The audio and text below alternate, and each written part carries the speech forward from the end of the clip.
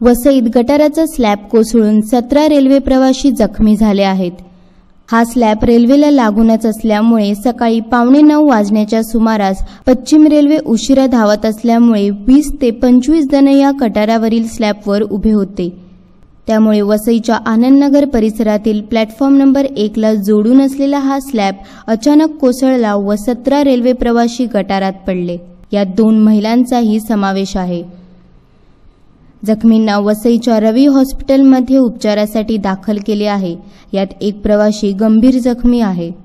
सुबह सब हम लोग अभी ट्रेन पकड़ने के लिए जा रहा था तो अचानक हम लोग अंदर गया। पूरा गटर पूरा कम से कम 20 लोग था, 20 लोग साथ में, बाबा लेडीज़ भी साथ में थी। कम से कम हम लोग अचानक हम लोग मालूम ही नहीं, पूरा का पूरा अंदर गया, गटर गया पूरा, हम लोग अंदर गया गटर में गया। ट्रेन तो लेट ही था लेकिन क्या मालूम है भाई हम लोग अभी ट्रेन आने की तैयारी बोल रहे, ट्रेन आ रही है करके हम लोग सब लोग अंदर जाने की तैयारी कर, सब लोग एक साथ में खड़ा था। कम से कम 20-25 लोग गए अंदर, लेडीज़ भी थी। 8:20ची ट्रेन लेट झाल्या कारणामुळे पब्लिक बहुसंख्येने इथे जमा झाला आणि त्या जमा झालेला पब्लिक या गटार उभे असताना त्यांचा लोड वाढला आणि ते गटार कोसळलेलं आहे। गटार कोसळताना त्याची तुम्ही परिस्थिती पाहिलेली आहे का? त्या सळ्या ज्या आहेत त्या कशा पद्धतीच्या आहेत त्या तुम्ही बघता।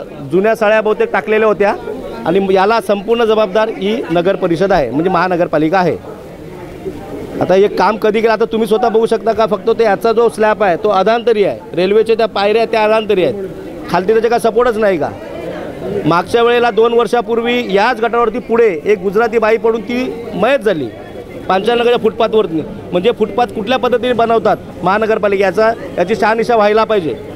हा स्लॅब कमकुवत असल्यामुळे ही दुर्घटना घडली, पण स्थानिक परिसरातील लोकांनी गटारात पडलेल्या या लोकांना वेळेत बाहेर काढलं म्हणून सुदैवाने कोणतीच जीवितहानी झाली नाही।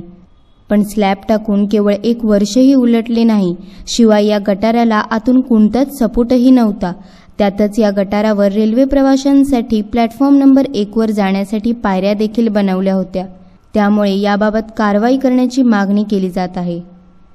खुलासा न्यूज वसई।